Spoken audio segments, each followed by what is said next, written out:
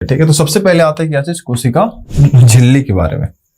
ठीक है, जो कोशिका के सबसे बाहरी आवरण में होगी, ठीक है, सबसे बाहरी आवरण में है ना, उसको हम लोग इसके नाम से जानते हैं। जो सबसे बाहरी आवरण में होती है वो इसको कोशिका को आकृति प्रदान करते हैं। आकृति के साथ में कुछ और भी इनके वर्कडन होती, फंक्शंस होती है, उसके बारे में बातें करेंगे। जो कोशिका का सबसे बाहरी आवरण होती है, ठीक है, इसी को हम लोग बोलते हैं कोशिका झिल्ली बोलेंगे। ठीक है, इसका जो सबसे बाहरी आवरण है, इस बाहरी आवरण में अगर आप ध्यान से देखिएगा तो एक पर्दे के रूप में होता है। ठीक है, पर्दे के रूप में मतलब कि पर्दा में देखिएगा छोटे छोटे छिद्र होते हैं। ठीक है, पर्दे में क्या चीज होती है, छोटे छोटे छिद्र होते हैं। और ये जो छिद्र होती है ये क्या करता है, कुछ ही पदार्थ को अपने की ओर अंदर आने देती है और कुछ ही पदार्थ को अपने से बाहर पहुंचने देती है। यानी कि इसमें जो दिख रहा है आपको, ठीक है, इसमें छोटे छोटे क्या चीज रहते हैं, स्पोर्स रहते हैं, यानी कि छिद्र रहते हैं। और ये छिद्र इतना अपना काम पे मतलब फोकस होती है कि कुछ ही पदार्थ को ये अपने से अंदर जाने देती है और कुछ ही जो पदार्थ है उसको अपने से बाहर आने देती है। ठीक, यानी जो कोशिका के लिए अच्छे पदार्थ है उसको अंदर आने देगा और कोशिका के लिए जो अपशिष्ट हो गया है, जो पदार्थ का वो काम नहीं हो पाएगा, ठीक है, उसको अपने से बाहर इन लोग मतलब पहुंचाने के लिए छोड़ देता है। ठीक है, तो अब हम लोग इसमें सबसे पहले समझते हैं कि आखिरकार इनके कौन कौन से काम है और साथ में ये कौन कौन से कार्य को कर सकते हैं। तो अब हम लोग इसमें बातें कर रहे हैं। तो कोशिका का जो सबसे बाहरी आवरण था उसके बारे में देख ली। इसमें देखिए कुछ कुछ क्या चीज होते हैं, छिद्र होते हैं। वहां से क्या होता है कि कुछ पदार्थ को अपने में अंदर आने देता है और कुछ पदार्थ को अपने से बाहर में जाने देते हैं। ठीक है, और ये इतना ज्यादा सेंस मतलब कि अपने आप में होता है कि जो पदार्थ इसके लिए फायदेमंद होता है सिर्फ इसी को ये अंदर की ओर आने देता है और जो पदार्थ इसके लिए फायदेमंद नहीं है उसको अपने से बाहर ही इसको रखता है। ठीक है, और ये कोशिका का एक आकृति प्रदान करता है। अब इसके बाद क्या चीज है कि हम लोग बातें करते हैं केंद्रक के बारे में। तो ये जो सबसे बाहरी आवरण था उसके बारे में बातें हो गई।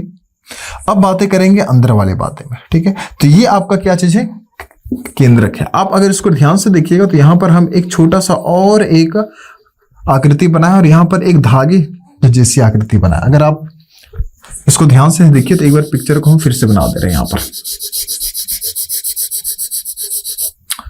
चलिए ध्यान दो, ये जो बीच वाला हिस्सा है इसमें आपको एक और यहाँ पर आकृति दिख जाएगी और यहाँ पर एक आपको धागे के रूप में एक आकृति दिख जाएगी। ठीक है, दोनों का नाम अलग अलग है, दोनों का जो कार्य है वो भी अलग अलग है। ठीक है, ये जो बिंदी जैसा दिख रहा है इसको हम लोग बोलते हैं केंद्रिका। ठीक है, क्या बोलेंगे, केंद्रिका। और जो ये धागे जैसी संरचना दिख रही है इसको हम बोलते हैं क्रोमेटिन। ठीक है, क्या बोलेंगे, क्रोमेटिन। अब समझते हैं कि इनका कार्य क्या चीज है। इनका तो कार्य वैसे तो और भी है लेकिन अभी इसके बारे में ज्यादा आपको जानने की जरूरत नहीं, लेकिन इसके बारे में समझ लेते हैं। हम लोग अक्सर देखते हैं कि माता पिता का जो गुण होता है वो हम लोग तक आती है। ठीक है, माता पिता का जो लक्षण है, गुण है, ठीक है, आदतें है, वो हम लोग तक आ जाती है। तो ये कैसे आती है, इसी के चलते हैं, क्योंकि इसी में आपको मिल जाएगा डीएनए के बारे में, इसी में आपको पढ़ना है किसके बारे में, गुणसूत्र के बारे में, इसी में पढ़ना है जो जीन है उसके बारे में। ठीक है, तो ये सारी की सारी जो बातें आपको इसी के अंतर्गत में पढ़ना होगा। ठीक है, तो हम लोग एक चीज क्या देखें कि ये हमारे लिए काफी ज्यादा जरूरी है क्योंकि ये हमारे अनुवांशिक जो लक्षण है, ठीक है, हमको पीढ़ी दर पीढ़ी जो होती है वो एक स्थान से मतलब कि एक पीढ़ी से अगले पीढ़ी तक पहुंचाने के लिए काम करती है। ठीक है, और ये काफी इंपॉर्टेंट होता है क्योंकि अगर सोचिए कि इस पीढ़ी का जो लक्षण है वो अगली पीढ़ी तक पहुंचेगी नहीं तो एक बहुत बड़ा दिक्कत हो सकती है। ठीक है, हो सकता है कि उसके जो आकृति है, उसका रख रखाव है या फिर उसका जो शरीर की आकृति है उसमें उस प्रकार के बदलाव नहीं हो पाएगी। ठीक है, तो ये आपका हो गया किनके बारे में, केंद्रिका। ठीक है, केंद्रिका के बारे में हम लोग के बाद में हम लोग बातें की क्रोमेटिन के बारे में। हम लोग जानते हैं कि जो क्रोमेटिन होती है उसमें धागे जैसी संरचना होती है, उसमें डीएनए होता है, गुणसूत्र होती है। ये सारे के सारे जो होते हैं वो पैतृक जो लक्षण होते हैं वो अगले पीढ़ी तक पहुंचाने के लिए काम करता है। लेकिन ध्यान दीजिएगा कि ये जो बाहरी जो झिल्ली था वो और जो अंदर में हम लोग का ये वाला हिस्सा था वो, इनके बीच में भी कुछ पदार्थें पाई जाती है। ठीक है, इसका नाम है कोशिका द्रव्य। ठीक, क्या बोलते हैं, कोशिका द्रव्य। और सबसे मुख्य बात यही है, ठीक है। आप देखिएगा यहाँ पर अलग अलग प्रकार का कुछ आकृति बनी हुई, सबके बारे में उतना विस्तार से तो पढ़ना नहीं है, लेकिन आप लोगों को क्लास 8 में सिर्फ कुछ कुछ के बारे में मतलब इंफॉर्मेशन रखना है कि होती क्या चीज। तो हम लोग अभी बातें करने जा रहे हैं किसके बारे में, कोशिका जो द्रव्य है उसके बारे में बातें करेंगे, ठीक है। कोशिका द्रव्य होती है कैसी, साथ में इसमें कौन कौन से अंगक होते हैं और कौन कौन से अंगक का कार्य क्या क्या होता है, ठीक है। तो फर्स्ट के बारे में हो गया, जो थर्ड था उसके बारे में हो गया। अब बातें करने जा रहे हैं सेकंड के बारे में। सेकंड का नाम क्या चाहिए, कोशिका द्रव्य। जो कोशिका द्रव्य होती है वो किन के बीच पाई जाती है, तो जो मेरा कोशिका झिल्ली था वो और जो मेरा केंद्रक है उनके बीच में पाई जाती है। यानी कि जो सबसे बाहरी आवरण है वो और जो बीच वाला हिस्सा है वो, उनके बीच में जो मटेरियल पाई जाती है उसको हम लोग बोलते हैं कोशिका द्रव्य। और ये जो कोशिका द्रव्य होती है इसमें आप देखिएगा तो अंदर की ओर, ठीक है, अंदर की ओर जो इसकी आकृति है उसको हम लोग बोलते हैं अंगक, ठीक है ना। इसको हम लोग बोलते हैं अंगक। और ये अंगक का जो कार्य होती है वो अलग अलग होती है। तो इसमें हम लोग सबसे पहले जो बातें कर लेते हैं वो एक एक करके करते हैं। सबसे पहले हम लोग बातें कर रहे हैं माइटोकॉन्ड्रिया, ठीक है। माइटोकॉन्ड्रिया, इसकी जो आकृति होती है वो आपका जो 5 वाला ब्रेड खाते हैं ना, पारोटी, जो बीच से पेट फटा हुआ रहता है, 2 हिस्सों में बटा हुआ रहता है, अंदर में कुछ और भी बातें रहती है, खाने में इंटरेस्ट लगता है, वैसे ही आकृति होती है, ठीक है। कुछ इसी प्रकार से इसकी आकृति होती है। आज हम लोग इसके बारे में हल्की हल्की बातें समझ लेंगे कि इनमें कौन कौन सी मुख्य बातें हैं। बातें करने जा रहे हैं किसके बारे में, माइटोकॉन्ड्रिया के बारे में। सबसे मुख्य बात है कि ये हमारे कोशिका के लिए एकदम ज्यादा जरूरी है। समझिए कि ये एक प्रकार का, ये कोशिका का इन्वर्टर है। इन्वर्टर का मतलब होता क्या चीज है कि देखिएगा, इन्वर्टर क्या करता है कि जब हमारे पास में ऊर्जा की जरूरत होती है, बिजली की जरूरत होती है, तो वो बिजली देता है। तो जस्ट लाइक कि हमारे कोशिका में जब ऊर्जा की जरूरत होती है, ठीक है, तो वो ऊर्जा प्रदान करने का काम कौन करता है हम लोग का, यही माइटोकॉन्ड्रिया है। ये हम लोग जो खाना खाते हैं, ठीक है, उस खाने से जो ऊर्जा बनती है, ठीक है, उस ऊर्जा को ये एटीपी के रूप में, किस रूप में, एटीपी के रूप में अपने पास में रख लेती है। एटीपी के रूप में इसको अपने पास में रख लेती है। और जब एटीपी के रूप में रखती है तो इसको हम लोग बोलते हैं कौन सा घर, तो बिजली जो घर है उसके नाम से भी इसको हम लोग पुकारते हैं, ठीक है। साथ में एक बात और इसमें रखने वाले ध्यान क्या चीज है कि ये जो माइटोकॉन्ड्रिया होता है इसके पास खुद का डीएनए होती है और साथ में इसका खुद का क्या चीज होता है, राइबोसोम होती है, राइबोसोम होती है, ठीक है। अभी आप लोग हल्का सा इस बात को याद रखिएगा, हम लोग इसके बारे में फिर से पढ़ेंगे। नाम है क्या चीज, राइबोसोम। होती क्या चीज राइबोसोम, इसके बारे में बतलाएंगे अभी जस्ट इसके बाद ही आएगा, ठीक है। तो अभी तक हम लोग क्या चीज देखे कि जो माइटोकॉन्ड्रिया है वो एक ऐसा आकृति दिखता है। साथ में हम लोग देखें कि ये ऊर्जा को अपने पास में क्या करता है, इकट्ठा करके रखता है और जब हमको ऊर्जा की जरूरत होती है तो वो ऊर्जा वहीं से निकाल के हम लोग को दे देता है। अब जो ऊर्जा हम लोग को निकाल के देता है इसलिए इसको हम लोग क्या बोलेंगे, बिजली घर या फिर जो पावर हाउस के नाम से भी इसको पुकारते हैं। इसके पास खुद का क्या होती है, डीएनए होता है। खुद का इसके पास क्या होती है, राइबोसोम होती है। अब एक बात याद रखिएगा कि जो डीएनए बोल रहे हैं ये क्या करता है कि पैतृक लक्षणों को एक स्थान से अगले स्थान तक पहुंचाने का कार्य करता है। लेकिन अगर हम लोग बात करें राइबोसोम का, तो राइबोसोम का काम है कि वो क्या बनाएगा, तो ये प्रोटीन बनाने का काम करता है। राइबोसोम का क्या कार्य है, तो ये प्रोटीन बनाने का कार्य करता है, जो कि अगला अंगक के बारे में पढ़ेंगे। तो पहला अंगक के बारे में हम लोग का काम यहाँ पर हो गया। ये कुछ कुछ बातें जो आप लोग रखिएगा, डायरेक्टली एग्जाम में आता है कि कोशिका के किस अंगक को बिजली जो घर है वो बोला जाता है, तो आंसर में आपका होगा माइटोकॉन्ड्रिया। अगला जो अंगक है हम लोग उसके बारे में बातें कर लेंगे। अगला जो अंगक है हम लोग उसके बारे में बातें करेंगे, नाम है राइबोसोम। राइबोसोम, राइबोसोम का जो काम है वो है प्रोटीन बनाने का, ठीक है। अगर कोई पूछेगा कि राइबोसोम का काम क्या चीज है, प्रोटीन, तो आपका एक क्वेश्चन बन जाता है कि हमारे कोशिका में कौन सा ऐसा अंगक है जो कि प्रोटीन बनाने का कार्य करता है, तो आंसर में आप बोलिएगा राइबोसोम है, ठीक है। ये हो गया सेकेंड अंगक। थर्ड अंगक के बारे में बतला रहे हैं, एक होता है लाइसोसोम। क्या चीज होता है, लाइसोसोम। अगर हम इसके बारे में बात करें तो ये होती क्या चीज कि एक प्रकार का गोल गोल आकृति पाई जाती है, ऐसे गोल गोल आकृति पाई जाती है। अब इसमें एक ना पाचक एंजाइम पाई जाती है। पाचक एंजाइम बोले तो ये क्या करता है कि हमारे शरीर में मतलब हमारा जो कोशिका है, ठीक है, हमारा जो कोशिका है, कोशिका के अंदर मान लो कि कुछ ऐसा जो पदार्थ है, ऐसा जो मटेरियल है आ गया है, जो कि क्या करता है कि उसको मतलब कि जैसे कि पॉइजन हो गया, दवा हो गया, उसकी असर को ये खत्म करने का काम करता है। यानी कि कुल मिला के हमारे कोशिका में कहीं पर भी कोई भी डस्ट, गंदगी अगर दिखे तो उसका साफ करने का जो काम है वो कौन करता है? यही करता है, क्योंकि इसके पास पाचक एंजाइम है। पाचक एंजाइम की सहायता से ये सबको क्या कर लेता है? पचा लेता है। लेकिन दिक्कत यहाँ पर ये है, दिक्कत क्या चीज है कि ये जो पाचक एंजाइम है, कभी कभी क्या होता है कि किसी कारणवश से ये जो मेरा लाइसोसोम है, अगर ये फट जाए, लाइसोसोम क्या हो जाए? फट जाए। अब जैसे ही लाइसोसोम फट जाएगा, इसका पाचक एंजाइम बाहर निकल जाता है, पाचक एंजाइम बाहर निकल जाता है। अब जैसे ही पाचक एंजाइम बाहर निकलेगा, पूरा का पूरा जो कोशिका होगा इसको ये खा पी के बैठ जाएगा, ठीक है। यानी कि पूरा का पूरा जो कोशिका है इसी को ये क्या कर देता है? मार देता है। अब जब एक पाचक एंजाइम यहां से निकलने के स्टार्टिंग से ये पूरा का पूरा जो कोशिका है उसी को क्या चेक कर रहा है? मार दे रहा है, तो हम इसको क्या चीज बोलेंगे? आत्महत्या की थैली, ठीक है, आत्महत्या की थैली, आत्महत्या की थैली, ठीक है। तो अभी हम तक हम लोग बातें कर लिए कि जो लाइसोसोम है, लाइसोसोम में एक पाचक एंजाइम पाई जाती है। वो पाचक एंजाइम जब बाहर निकलती है तो वो मतलब कि अगर ये फट जाए तो ये पाचक एंजाइम बाहर निकल जाता है, और जब पाचक एंजाइम बाहर निकल जाएगा तो ये पूरा का पूरा जो कोशिका है उसी को ये खा बैठता है। और जब ये पूरा का पूरा कोशिका को ये अपने से ही खा बैठता है, इसको बोलते हैं आत्महत्या कर लिया। क्या कर लिया? आत्महत्या, यानी खुद से अपने आप को मार लिया, आत्महत्या कर लिया। इसीलिए इसको बोलते हैं आत्महत्या की थैली, यानी आत्महत्या का बैग, ठीक है। तो इनके बारे में हो गया। कुछ और के बारे में भी पढ़ लेते हैं हम लोग। राइबोसोम हो गया, लाइसोसोम हो गया, ठीक है। चलिए अगला हम लोग आते हैं पार्ट 4 में।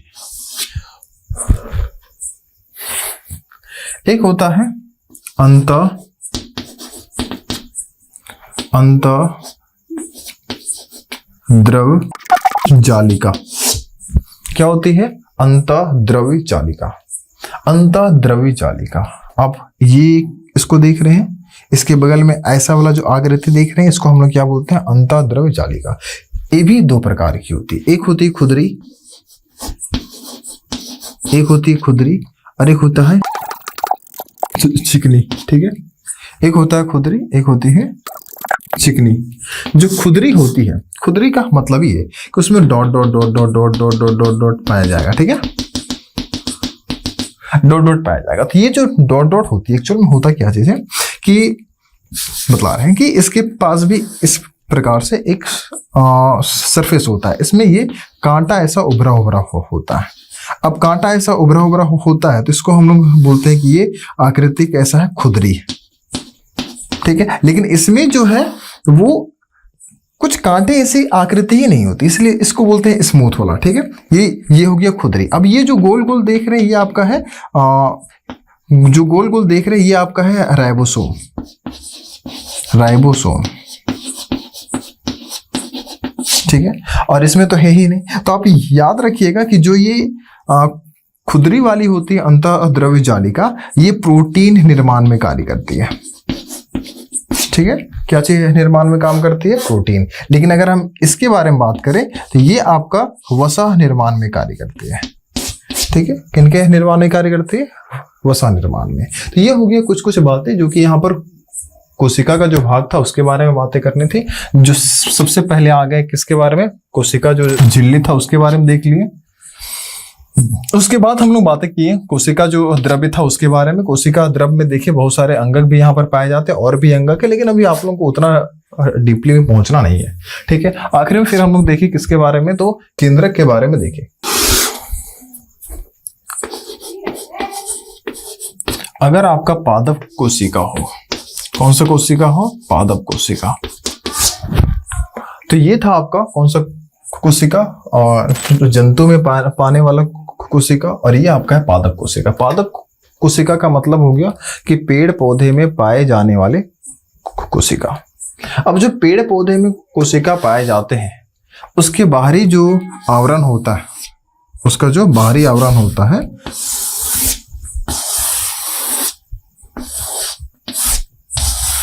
ठीक है, उसका जो बाहरी आवरण होता है उसमें आपको कोशिका जो भित्ति है वो नजर आएगी। ठीक है, बाहरी आवरण काफी मोटी होती है और इसका नाम है कोशिका भित्ति।